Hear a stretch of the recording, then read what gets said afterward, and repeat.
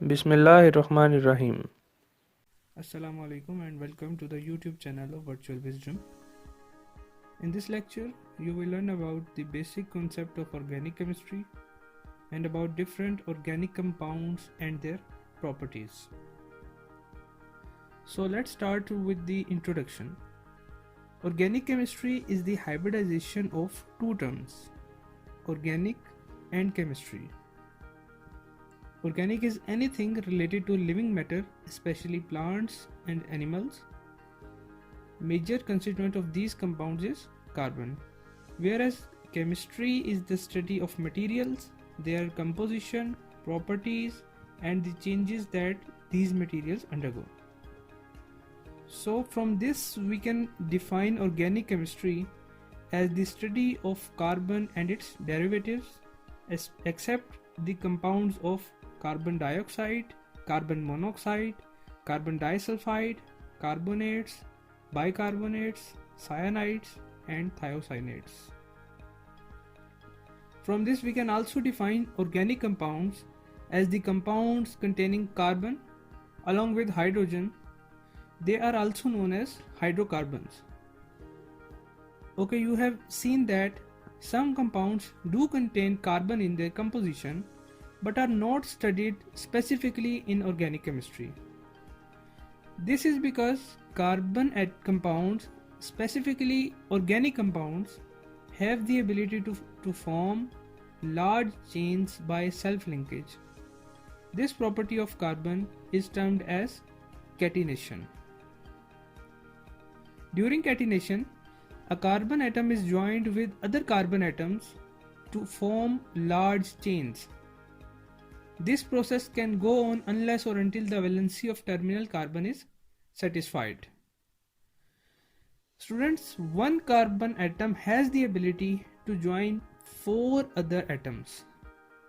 So, when one carbon is joined with 4 hydrogen atoms, it is known as methane, with 2 ethane, with 3 propane, with 4 butane, and when 5 carbon atoms are joined together, the compound is known as pentane. Okay, now we will move on to some common sources of organic compounds. The major source of organic compounds is coal. It yields coke and coal tar upon destructive distillation. Coal tar is further destructively distilled to give more than 200 organic compounds. It is used in the preparation of different perfumes, drugs, dyes, etc. Now question arises that what is destructive distillation? Destructive distillation is basically the technique in which a substance is broken down into its components by the supply of heat in the absence of air. During destructive distillation of coal, temperature is maintained between 500 to 1000 degrees Celsius. These are some products obtained by destructive distillation of coal. Alright. Second most common source of organic compounds is petroleum. It is a black, thick, sticky liquid mostly seeps out of the ground. It is also known as crude oil. These are some major products obtained from petroleum. Commonly, petroleum is used as motor oil in making dyes and waxes, etc. Third most common source is natural gas, which is largely composed of methane. Methane, we have studied that methane is a compound containing 1 carbon along with 4 hydrogen atoms. Other hydrocarbons include ethane, propane, and butane. Natural gas is used as vehicle fuel as CNG, in electricity generation, and for residential use. Okay, now we will discuss some unique characteristics of organic compounds that make them different from other compounds. Firstly, they are highly combustible.